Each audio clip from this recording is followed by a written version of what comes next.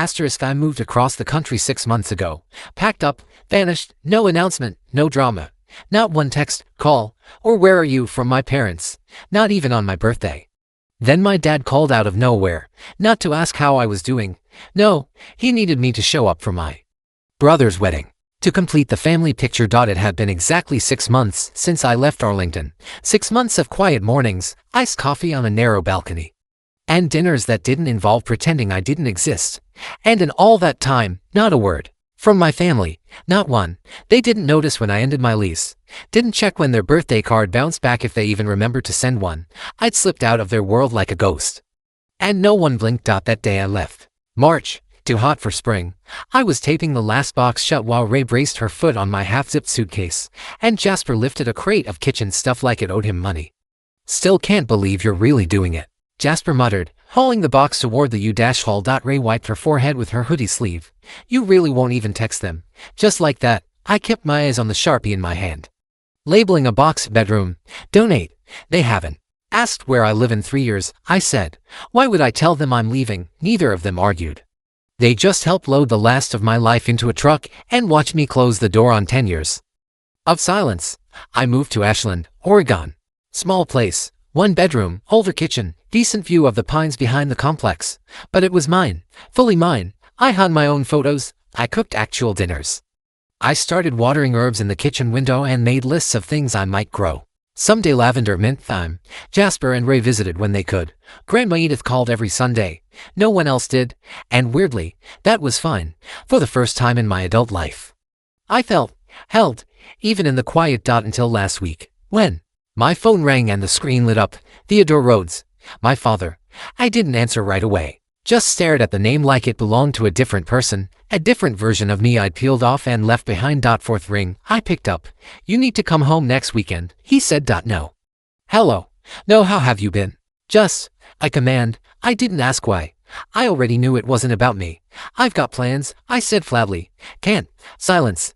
Then, sharp and cold, it's your brother's engagement dinner. Issa's parents want to meet the whole family. They're very traditional. Traditional, of course.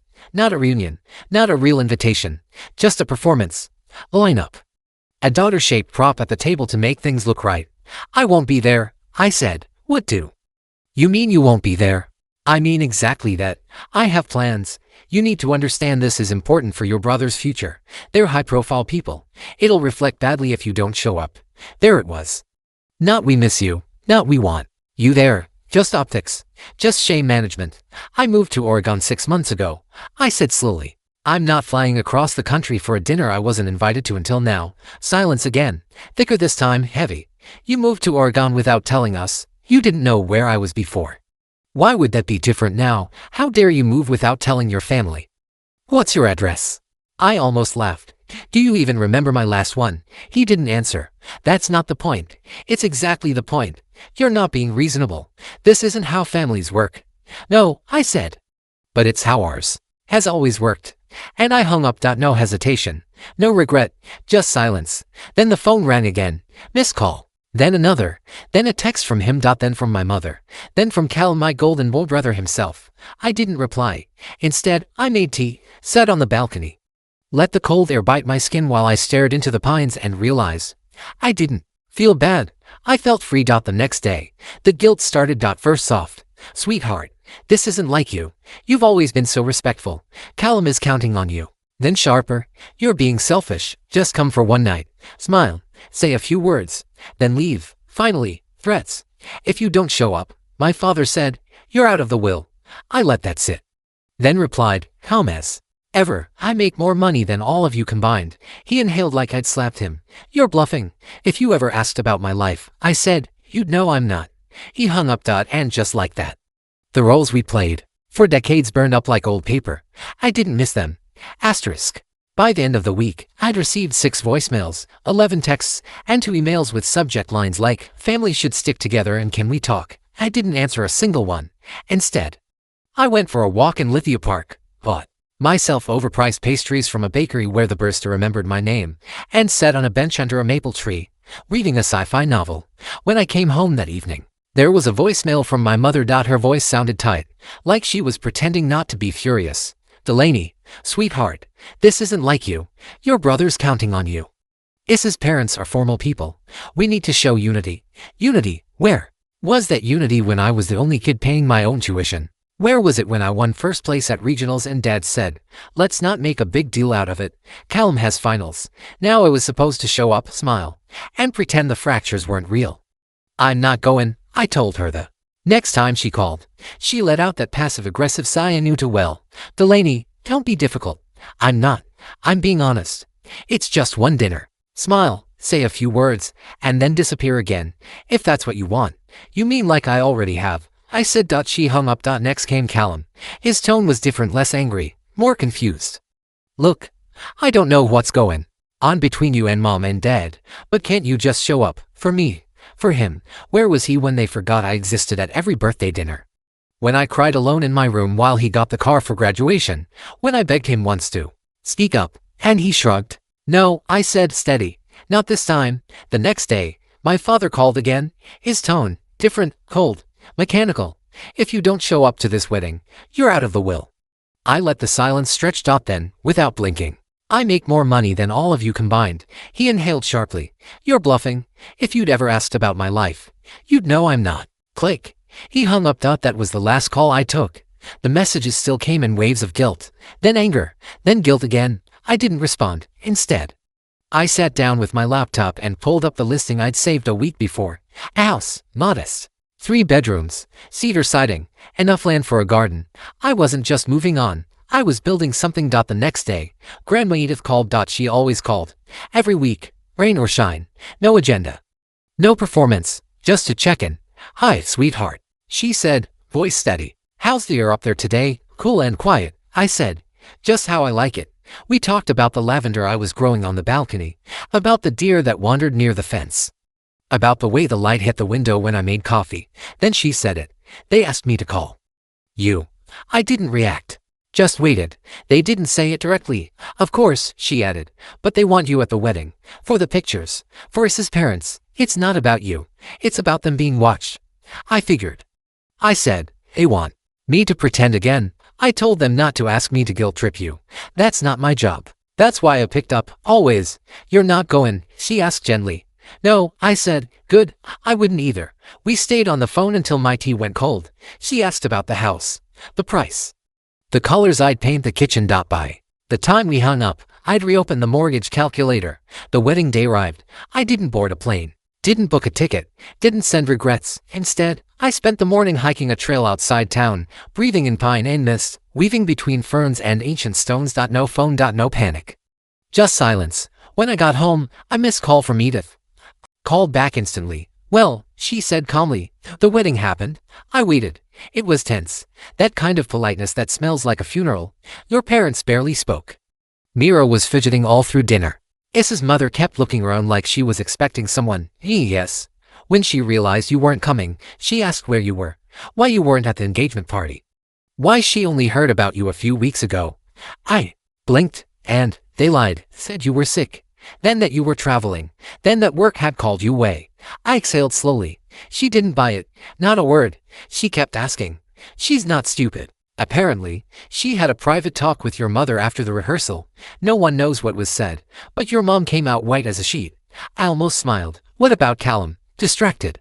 Barely looked happy. Issa looked off, like she'd realized something wasn't adding up. I sat down at the kitchen table and stared at the sunlight on my floor. "They still think this is about a dinner party," I said. "But Issa's parents saw it," Edith replied. "The cracks, the imbalance, the truth." We talked another 10 minutes. About the house, about my next steps. When we hung up, I reopened the listing. The house was still there. I bookmarked it again, just in case. Asterisk. A week after the wedding, Grandma Edith called again. I was mid-packing new dish towels. Box marked kitchen, fragile when the phone lit up. "They're still talking about it," she said. No preamble. Just fact. I didn't have to ask what it meant. "Issa's parents," I said. "Yes," Edith replied. "They've started asking Callum directly why you weren't there, why they'd never heard your name until 2 weeks before the wedding." I leaned on the counter. "And what did he say?" "He tried to downplay it. Said you lived far away. Said you were busy. But Issa's mother doesn't like being lied to." Of course she didn't. She didn't grow up with this family's brand. of gloss over and move on. She came from the kind of people who ask twice, then ask again louder. Is the marriage already cracking? I asked softly. There's tension, Grandma said. Real tension. The kind that doesn't fade with a honeymoon. I didn't say anything. I didn't want Callum's life to fall apart. I wasn't cruel. I just didn't want mine to be stepped on anymore so his could shine. They've started asking around, she added. Your parents are trying to find out who has your new number, your new address. They asked me again. I felt the familiar chill of old habits, the urge to hide, to lock down. You didn't tell them, right? Of course not, she said. I told them if you wanted to talk to them, you would. I let out a long breath. Thank you. They're nervous, she said. Not about you. About what Issa's parents might do, what they might say, what it could mean for Callum's future. I nodded to myself. Damage control, I said. Exactly. Not remorse, not reflection.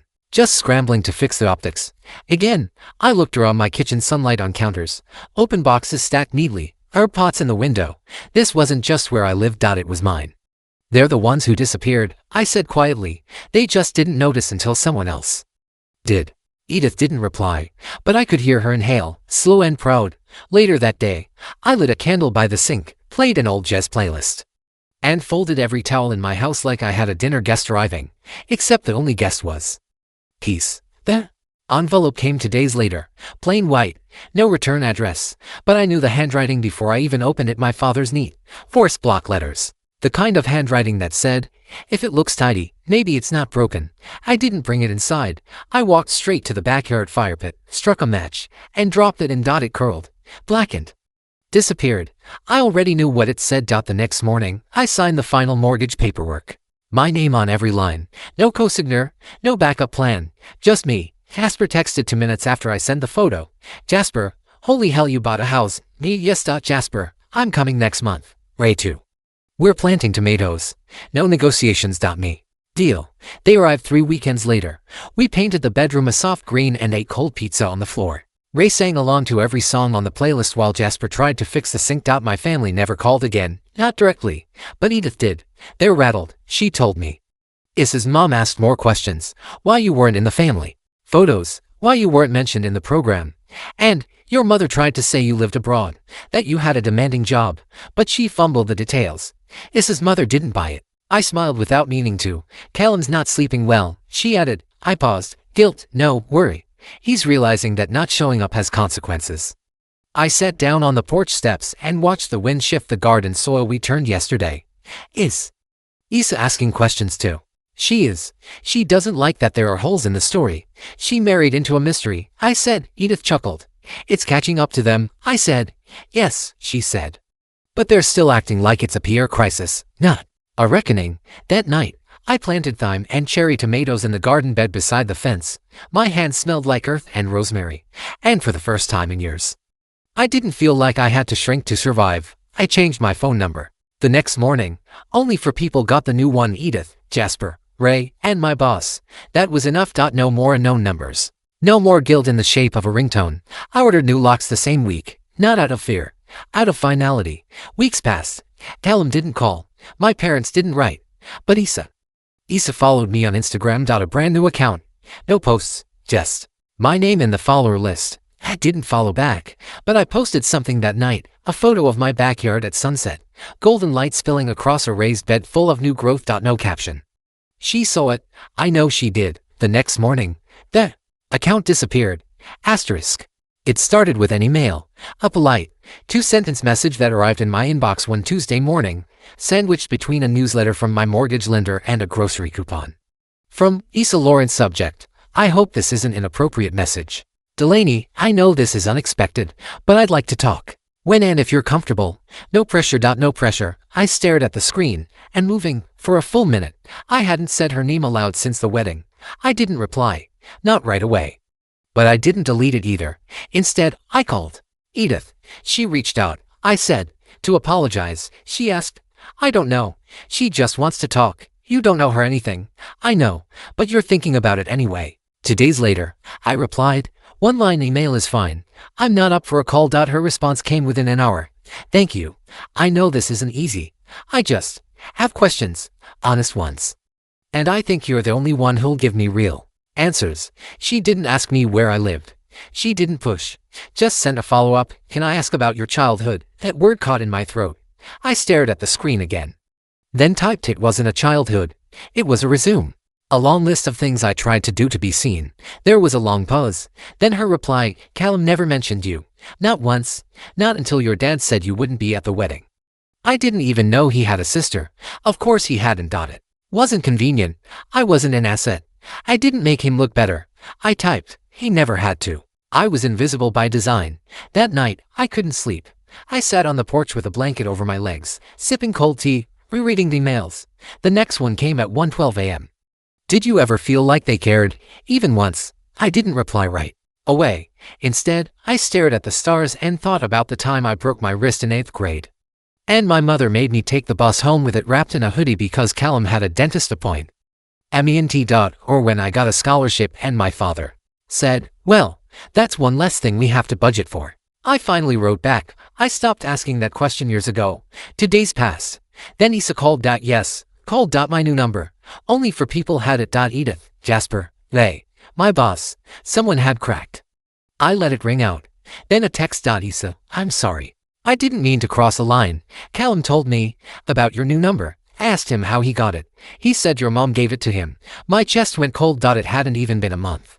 They'd cracked that fast. I replied, "Please don't use this number again." She didn't. But 2 hours later, my father called. Same number.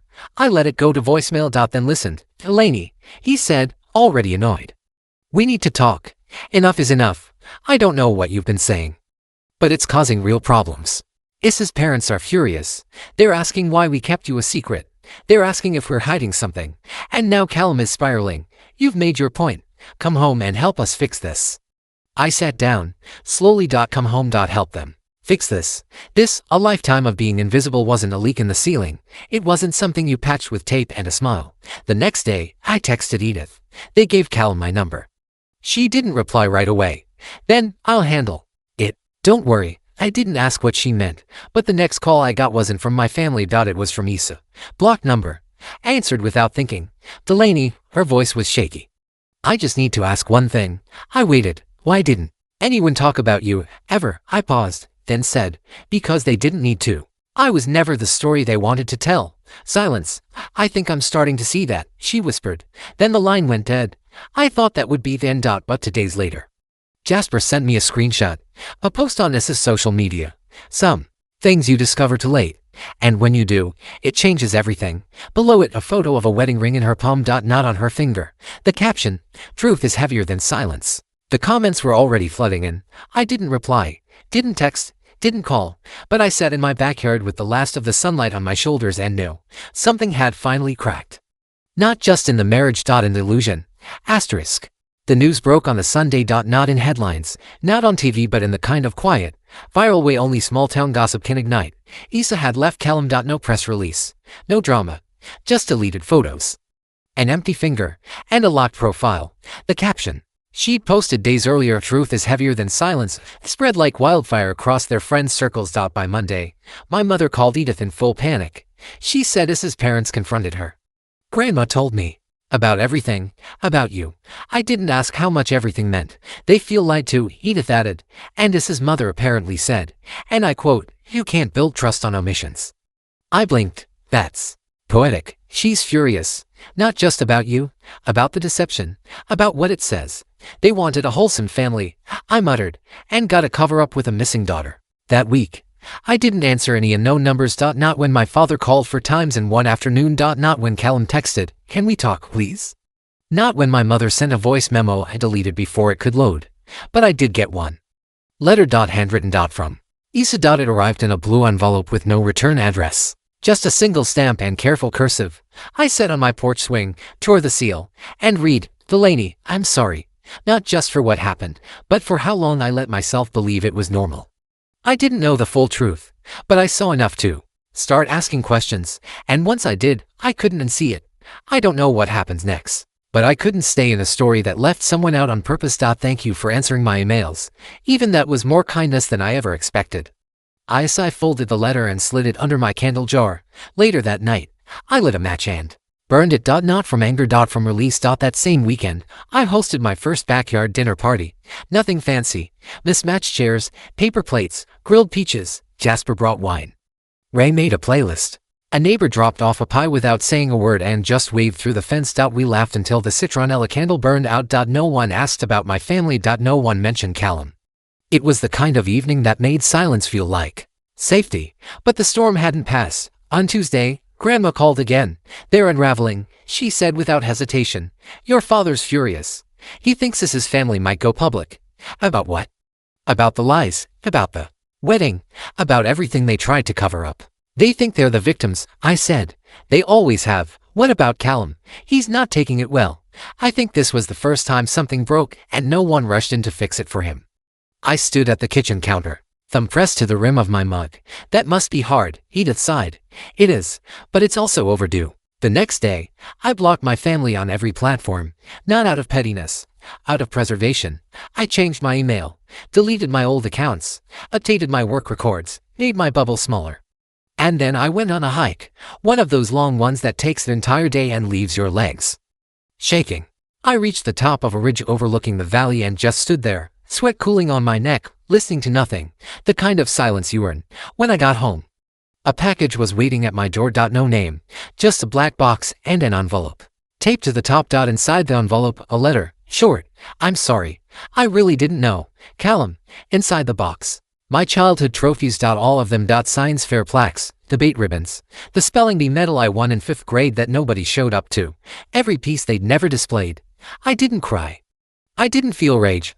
I felt finished. I closed the lid, set it in the garage, and didn't look back. The next morning, I took a photo of my garden tomatoes just starting to fruit and texted it to Edith with one word: home. She replied within seconds, "Exactly where you're meant to be." Later that evening, I received an email from my boss. Promotion. Higher pay, more autonomy, relocation optional. I laughed out loud. Everything I'd ever wanted, and none of it came from them. 6 months ago, I was a shadow. Now I stood in my own light. I watered the plants. I played old records. I made myself a homemade pizza and danced in the kitchen barefoot. And when the wind knocked over the trophy box in the garage, I didn't even go pick it up. Asterisk. It had been 2 months since the wedding. My phone hadn't buzzed with a family name since I blocked them. My inbox stayed clean, the mailbox quiet, and yet something was coming. You can feel it. That shift in the air before a summer storm breaks. I wasn't paranoid. I was prepared. It came on a Wednesday afternoon. A knock at my door. Not a delivery, not a neighbor. When I opened it, my breath stalled. Callum, standing on my porch like he hadn't just detonated his life and mine in reverse order. His face was pale. He looked smaller somehow, like someone had drained all the confidence out of him and left the shell behind. "Hey," he said. I didn't answer. He cleared his throat. "I just wanted to see you." I had to try. I stepped outside but left the door behind me closed. "You found my address, Mom told me," he admitted, "after she realized you weren't coming back." "Of course she did," I said. "I just wanted to say." He paused. "You were right." I raised an eyebrow. "About what?" "All of it," he said. "About how they treated you. About how I looked the other way. I didn't get it before. I didn't want to." I folded my arms. "And now Alice is gone. Her parents won't speak to me. My job's a mess. And for the first time, I can't fix it. I can't hide behind anyone." He looked up at me like he was drowning. "I don't want anything," he added quickly. "I swear. No favors, no forgiveness, unless you want to give it. I just needed to say it to your face, that you were never the problem. We were." A breeze kicked up between us. I didn't speak for a long time. Then finally, "Why now?" He hesitated, then said, "Because I realized. When you vanished, the whole family didn't even flinch. But when you stayed gone, everything cracked." That landed hard, because it was true. I had been the invisible thread, the piece they ignored until it unraveled everything. "You burned the bridge," I said softly. He nodded. "And I know. I had to try, even if you never speak to me again." He turned to leave, but I stopped him. "You brought the trophies," I said. "Why, I found them in the garage," he said without turning around. "Didn't even know they were there. Dad boxed them up the year you left for college," said. "There wasn't room for clutter."